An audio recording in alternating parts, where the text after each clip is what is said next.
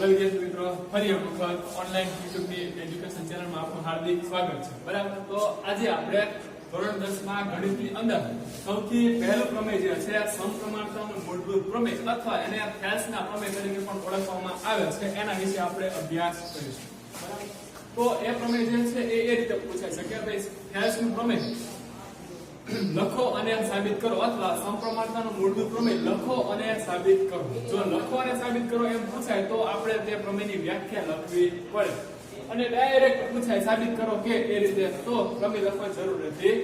હવે શરૂઆત કરીએ.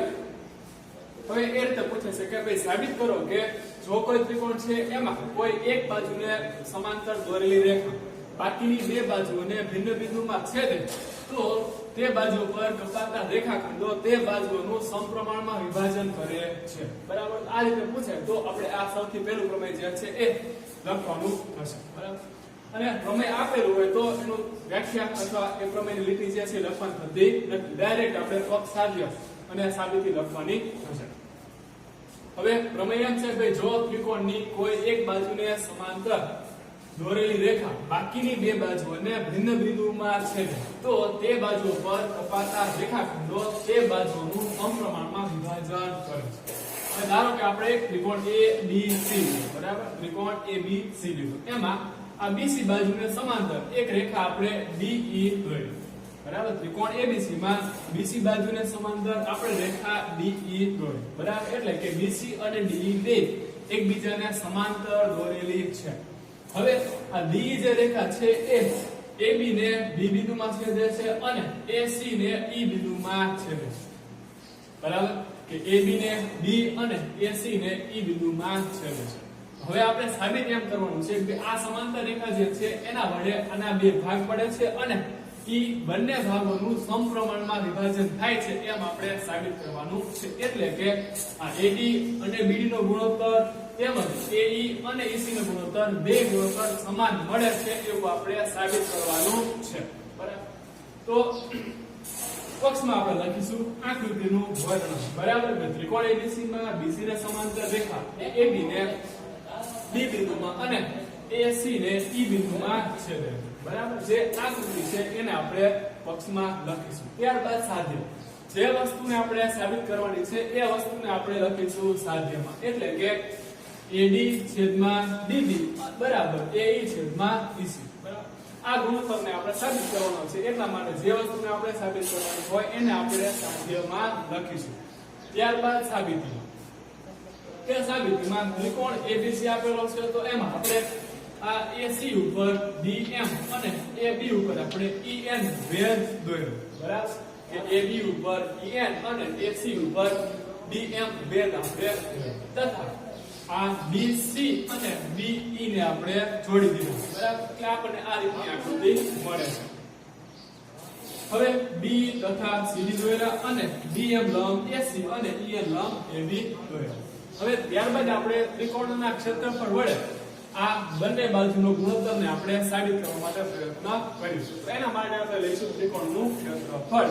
તો ત્રિકોણના ક્ષેત્રફળનું સૂત્ર તમને ખ્યાલ રહેશે. બરાબર, ત્રિકોણનું ક્ષેત્રફળ બરાબર 1/2 ગુણ્યા પાયો ગુણ્યા પાયા પરનો ભેદ. હવે સૌથી પહેલા આપણે લઈશું ત્રિકોણ ADE નું ક્ષેત્રફળ. બરાબર, તો ત્રિકોણ ADE નું ક્ષેત્રફળ આપણે લઈએ ત્યારે આપણે સૌથી પહેલા લઈશું AD. બરાબર, અને ફરી વખત જ્યારે આપણે ત્રિકોણ AD નું ક્ષેત્રફળ લઈશું ત્યારે આપણે પાયો લઈશું AE. તો આના ઉપરથી આપણને આ બેનો ગુણોત્તર બરાબર આ બેનો ગુણોત્તર મળશે. હવે સૌથી પહેલા લઈએ ત્રિકોણ ADE નું ક્ષેત્રફળ. ત્રિકોણ AD નું ક્ષેત્રફળ બરાબર 1/2 ગુણ્યા આ વખતે પાયો લઈશું આપણે AD. બરાબર, તો જો આપણે AD પાયો લઈએ તો એના ઉપરનો ભેદ આપણને મળશે EM. બરાબર, ત્રિકોણ ADE નું ક્ષેત્રફળ બરાબર 1/2 ગુણ્યા પાયો લઈશું AD અને AD ઉપરનો ભેદ જે છે એ આપણને EN મળે છે. હવે એના પછી આ ADE ના ત્રિકોણના ક્ષેત્રફળ ઉપરથી આપણને AD બાજુ મળશે. હવે બીજી બાજુ આપણે DB લાવવાની છે તો એના માટે આપણે ત્રિકોણ લઈશું BDE.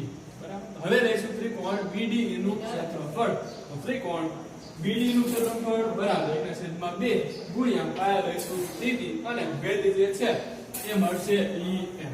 તો મિત્રો અહીંયા ત્રિકોણ BDE જે છે એ ગુરુકોણ ત્રિકોણ છે અને તમને ખ્યાલ જ હશે કે ગુરુકોણ ત્રિકોણ હોય તો એનો ભેદ જે છે આપણને હંમેશા ત્રિકોણની બહાર મળે.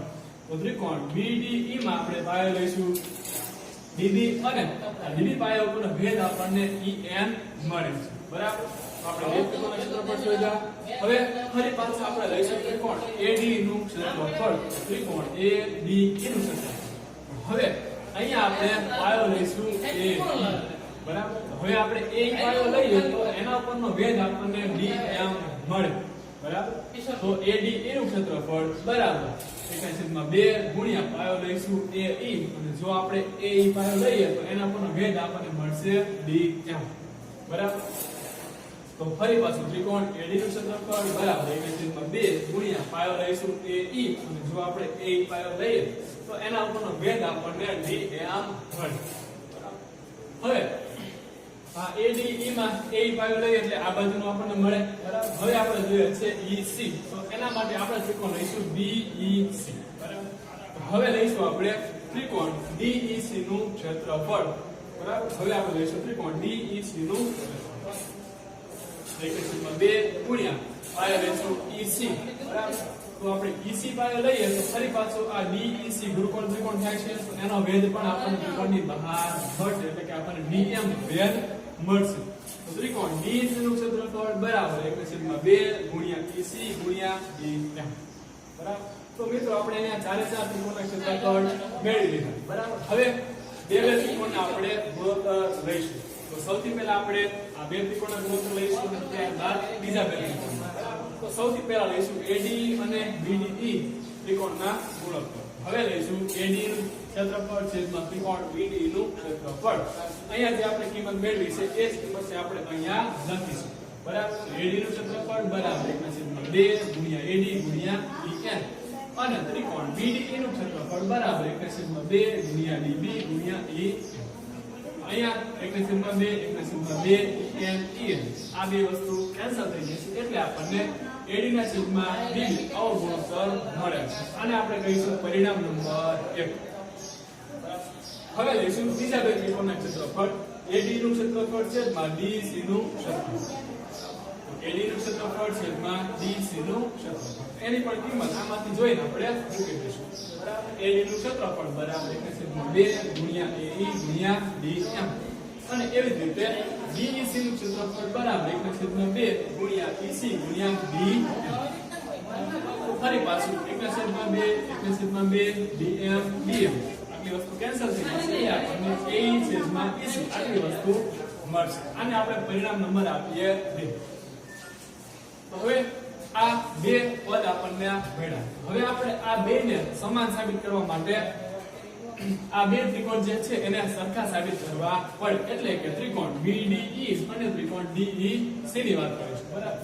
હવે ત્રિકોણ BDE અને ત્રિકોણ DEC ની અંદર વાત કરીએ તો આ બે ત્રિકોણ જે છે એ BC અને DE એમ બે સમાંતર રેખા વચ્ચે આવેલા છે, તેમજ આ BDE અને DEC સમાંતર રેખા વચ્ચે આવેલા છે, અને બે વચ્ચે એક જ કોમન પાયો DE આવેલો છે. આપણે આગળના ધોરણમાં અભ્યાસ કરી ચૂક્યા છીએ બે સમાંતર રેખાઓ અને સમાન પાયા વચ્ચે આવેલા ત્રિકોણોના ક્ષેત્રફળ હંમેશા સમાન મળે. એનો મતલબ કે BDE અને DEC જે છે બે સમાંતર રેખાઓ વચ્ચે આવેલા છે. બરાબર? BC અને DEC સમાંતર રેખા વચ્ચે આવેલા છે, અને આ બે વચ્ચે એક જ પાયો D આવેલો હોવાથી આ બંને ત્રિકોણોના ક્ષેત્રફળ જે છે આપણને સમાન મળે. તો આને આપણે પરિણામ નંબર 3 આપીશું. બરાબર?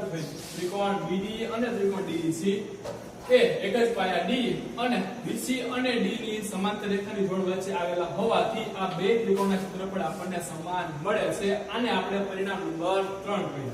તો પરિણામ 1, 2 અને 3 પરથી આપણે એમ કહી શકીએ કે AD છેદમાં DB બરાબર AE છેદમાં EC. આટલું આપણો જે છે એ સમપ્રમાણતાનો મૂળભૂત પ્રમેય છે. તો ફરી એક વખત જોઈ લઈએ કે સમપ્રમાણતાનો મૂળભૂત પ્રમેય અથવા એને ફેસના પ્રમેય તરીકે પણ ઓળખવામાં આવે છે.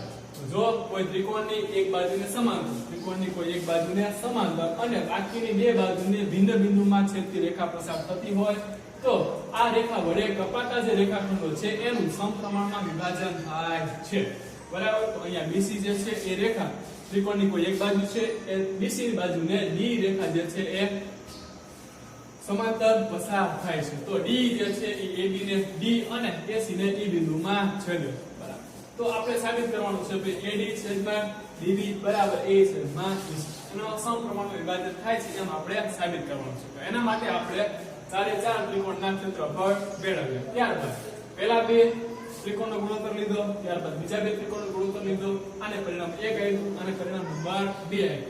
હવે ત્યાર પછી આપણે કીધું કે ત્રિકોણ BDE અને BEC જે છે એ સમાન પાયા D અને બે સમાંતર રેખાઓ DE અને BC વચ્ચે આવેલા હોવાથી બંનેના ક્ષેત્રફળ જે છે સમાન મળે. આને આપણે પરિણામ નંબર 3 કહીએ. તો આના ઉપરથી આપણે પરિણામ 1, 2 અને 3 પરથી આપણે કહી શકીએ કે AD છેદમાં DB બરાબર A છેદમાં BC. તો મિત્રો આ વિડિયોમાં બસ આટલું જ. વધુ આપણે આગળના વિડિયોમાં જોઈશું. ધન્યવાદ.